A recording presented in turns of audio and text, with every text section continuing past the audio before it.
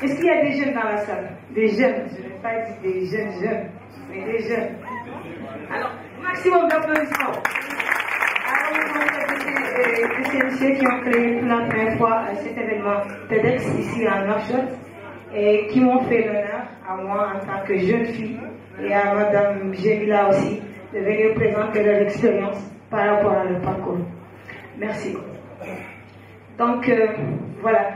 Moi, je vais intervenir sur le monde des ONG, mais avant tout, je vais vous raconter une petite histoire. Parce que je n'ai pas créé l'ONG juste parce qu'il fallait créer une ONG comme le font certaines personnes.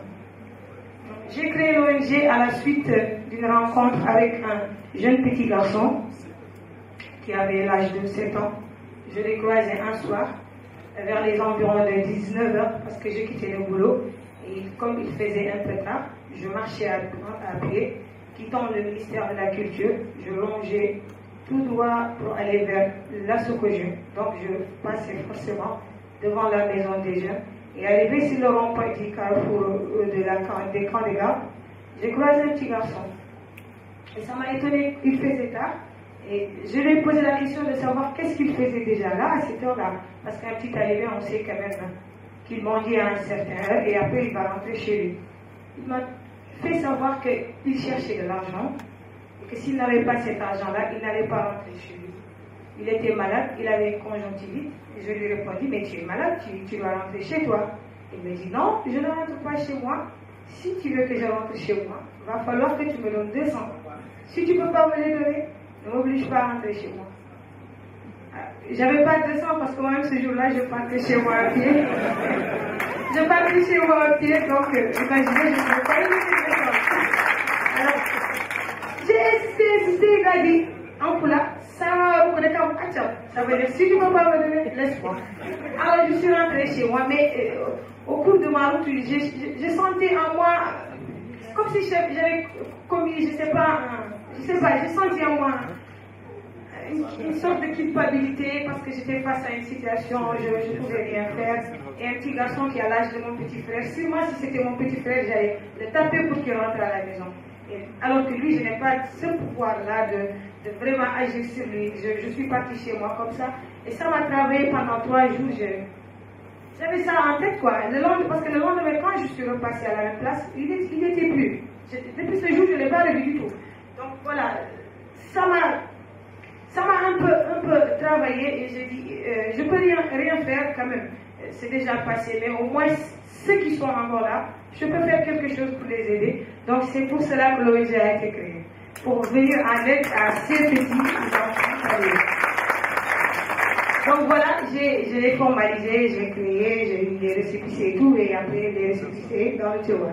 Parce qu'il n'y avait pas de financement, comme vous savez tous. La plupart des ONG ici n'ont pas d'appui, ni de l'État, ni du secteur privé pour pouvoir démarrer de l'activité.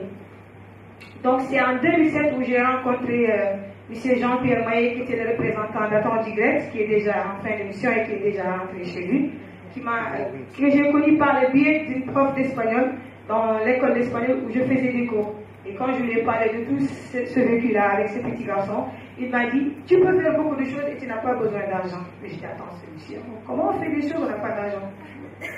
Il me dit, je vais lancer un petit message sur le réseau Expatrié, c'est un réseau qui utilise les expatriés ici. Et il a lancé le message et on a vu des dons tomber de partout, des habits, des chaussures, des sucreries, tout ce qu'on pouvait imaginer. Donc ça s'est passé en mois de juin. On a dit, pourquoi ne pas attendre le 16 juin pour récupérer tous ces dons-là et les donner à des enfants. Et ce sera notre première activité quand même qui va marquer le début des activités de cette ONG. Ce qui s'est passé en fait le 16 juin. Et je vais faire défiler des diapos pour vous montrer les activités que nous faisons jusque-là avec les enfants. C'est-à-dire que nous faisons des consultations médicaux, nous faisons des activités culturelles et nous faisons des cours d'initiation à l'alphabétisation. Donc voilà, ça c'est dans les Mahadras où nous travaillons, qui se trouvent au 6e. Et la dame en clair, c'est Madame Margaret, elle travaille pour la communauté Doulos. Elle venait nous donner des soins gratuits à ces enfants-là deux fois par semaine. Donc nous, on venait en collaboration avec le marabout, mais bien sûr, il fallait donner quelque chose pour pouvoir quand même intervenir au sein de Mahadra. Donc on venait pour faire des consultations.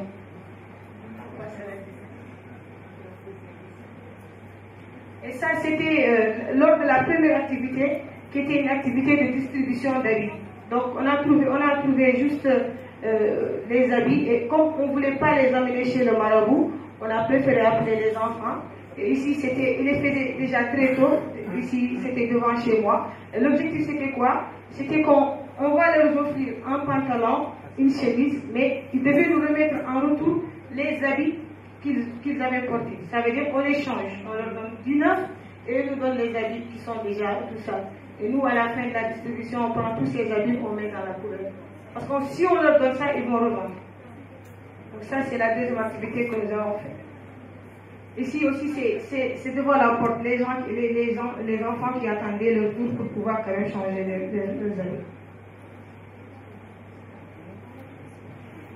Et ça, c'est les activités que nous faisons en fait le 16 juin. Le 16 juin, c'est la journée de l'enfant africain. Donc nous profitons chaque 16 juin, nous amenons 120 enfants que nous allons prendre en charge toute une journée. Nous allons organiser des activités culturelles, nous allons leur offrir un grand repas, nous allons leur offrir des habits neufs et chaussures et nous allons les laisser jouer pendant toute une journée à l'air libre. Ça veut dire c'est comme ce jour-là, il n'y a pas de mendicité. Mais ce jour-là aussi, ne croyez pas que juste le marabout nous donne les enfants gratuitement. Non, on doit payer de l'argent pour que ces enfants puissent passer avec nous les journées. Donc ici, c'était le 16 juin passé. Cette photo elle a été prise par Awa Seydou, que je remercie au passage. Et je profite aussi pour remercier Mimi, la toute souriante Mimi qui nous a fait l'honneur de nous prêter l'espace de la biodiversité où l'activité s'est déroulée. Et ici, c'est des cours d'alphabétisation en fait que nous faisions, des cours d'initiation en français. C'est des enfants qui apprennent forcément l'arabe, donc il n'y avait pas de moment pour pouvoir faire des cours d'alphabétisation. Et nous, pour les occuper et ne pas les laisser aller dans la rue mendier, on a fait ça avec l'aide d'une volontaire qui travaille à l'AFD. Elle est rentrée, je pense, il y a 2 ans. Elle s'appelle Héloïse Orange, qui venait nous faire des cours d'alphabétisation à la fin de son travail à l'AFD. Donc on venait dans la Mahadra, on a acheté nous-mêmes de notre poche, on a acheté des cahiers, on a collecté des livres, des crayons et tout. Et maintenant, ces activités, nous ne les faisons juste pas pour juste les faire. Nous voulons pas que ces enfants aillent mendier. Et maintenant, on s'arrange avec le marabout pour qu'après juste l'école coranique, nous on les retient et on les occupe avec des choses qu'ils n'ont pas l'habitude de faire.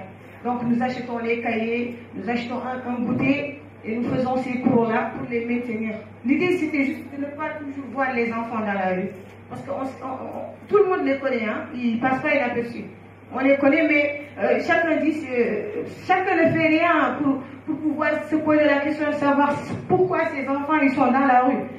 Que ce soit l'État, vous-même, que ce soit moi, que ce soit même les organismes qui sont là accrédités pour s'occuper des droits de l'enfant, ils ne s'occupent pas de ça.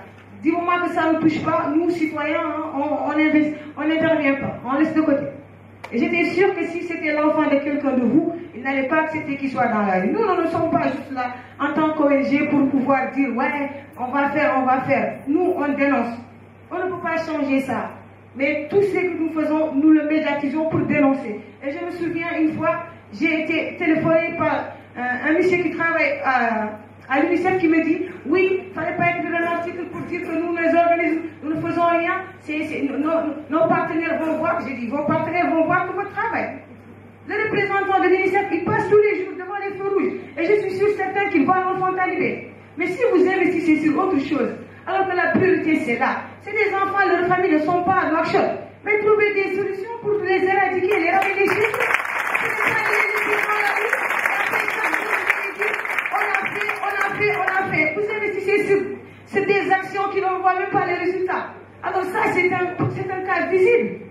C'est un cas visible et ça nécessite que les autorités y prennent des mesures. Il suffit un jour que le président se réveille, il décrète.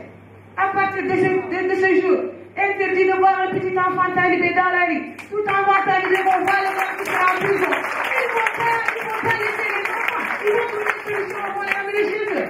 Mais si chacun c'était les autorités, les premiers, ils étaient sur ces cas-là. C'est très dangereux. Combien d'enfants talibés sont victimes d'accidents? Combien d'enfants talibés sont victimes de viols? Combien d'enfants talibés sont séquestrés? Combien? Après, on rejette tout ça sur la société. Non, ça c'est l'État qui doit agir. C'est pas nous. Nous, on fait ces actions juste pour essayer d'éloigner ces enfants de la rue, de les éloigner de la mendicité. Alors, si les premiers concernés se taisent, nous, qu'est-ce qu'on peut faire? Moi, je suis juste une seule personne qui milite pour ça. Et c'est pas que je suis en train de militer que je suis sûre que ça va s'éradiquer. Je ne suis même pas sûre, mais je dénonce. Et les articles que j'écris, c'est les articles qui dénoncent. Et je continuerai de dénoncer ces cas.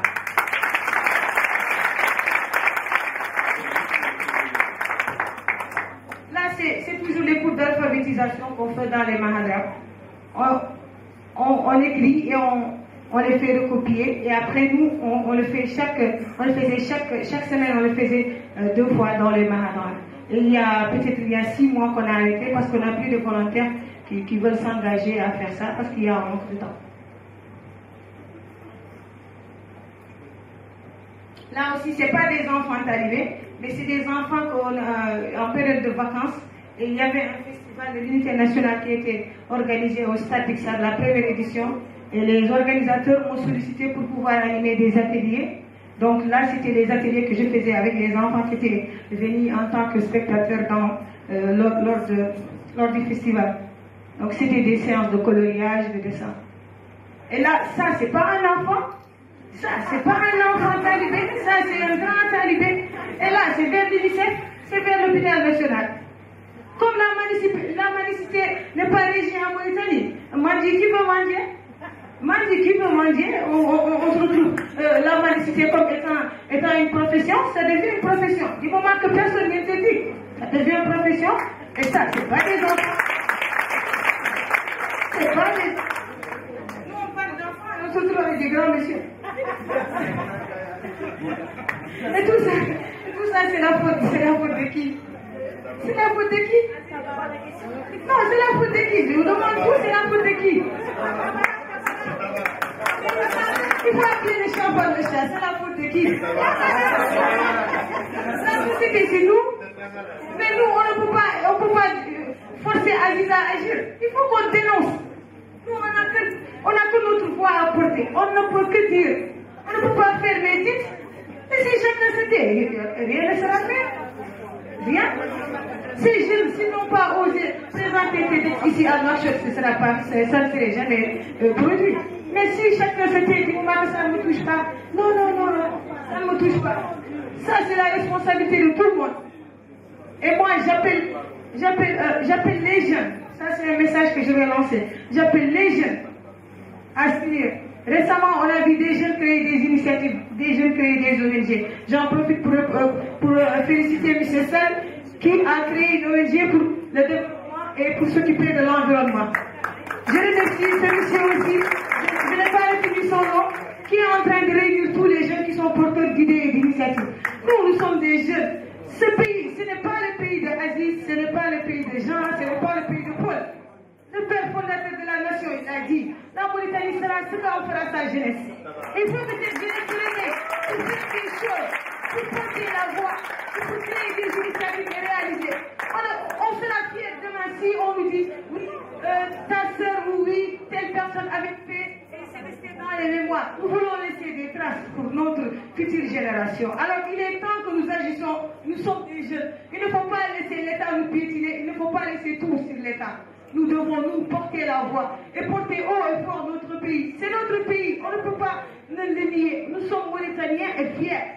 Donc nous devons investir, donner de la motivation pour créer des changements positifs pour notre nation et laisser des choses à la future génération. Et je vous remercie personnellement, je tenais à remercier les gens de l'ambassade des États-Unis, Mme Myriam, M. James et Mark, respectivement conseiller chargé des affaires publiques et conseiller chargé des affaires politique de m'avoir choisi en tant que IVLP, International Visitor Leadership Programme. Donc, c'est un parcours à travers les activités de mon ONG que j'ai été sélectionnée pour pouvoir aller aux États-Unis, participer à un programme de leadership des ONG africains. Et je tiens juste aussi à remercier Dernier, Mohamed Salem. Et je vous dis que, Inch'Allah, ce TEDx-là, on en reparlera. Merci.